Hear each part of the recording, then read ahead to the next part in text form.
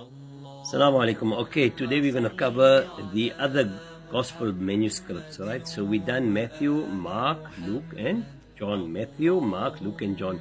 These were the first four we covered. They were called the Synoptic Gospels. Now we are moving on to the books that follow after them.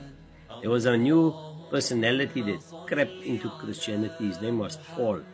So Paul had a physician. From Matthew, Mark, Luke, and John, Luke was the physician of Paul. He was Paul's doctor. So he writes the book called Acts.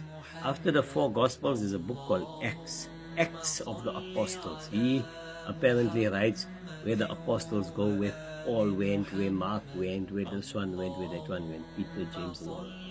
Then the book that follows now starts officially. It's called the Letters of Paul. And it runs right through till the end of the Bible.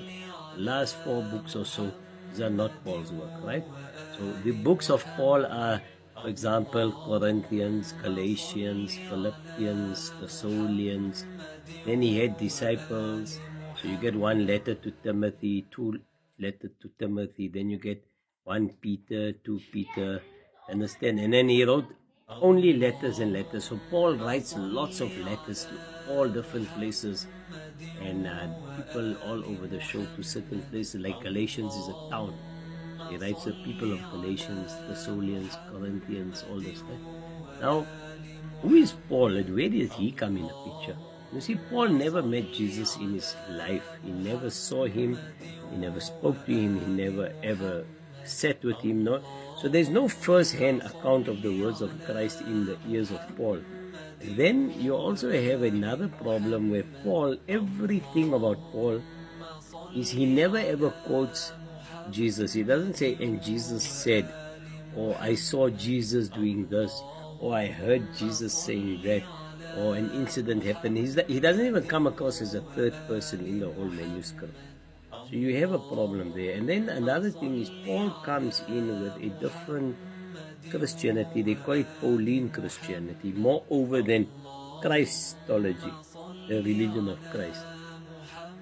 So the Christianity had evolved and became a religion that was penned down by the doctrines of Paul in reality. For example, where Jesus says something, Paul disagrees with it, and the church then implements it, and then the Christians then follow it. So Jesus said, verily, verily, I say unto thee, no jot or tittle shall pass by the law, meaning every law of Moses must be fully fulfilled.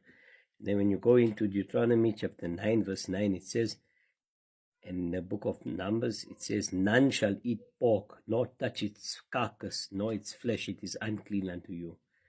Paul, what does he say? You can eat anything. You can eat anything as long as your heart is clean. So he's in direct conflict with Moses' law and with the law of Jesus, where Jesus says, you will never enter into the kingdom of heaven until you be better than the Jew and you fulfill all the laws. So the Jew don't eat pork. He doesn't touch pork. But the Christian, he listens to Captain Paul. Captain Paul is the new pilot. He is the new captain of the ship. And he produces a series of rules. Jesus was circumcised. Moses was circumcised. Fulfill the law of them. Circumcision, Paul says, no need to circumcise. So, and you find that in all his books, Paul makes Jesus into a divine being. He makes him into God.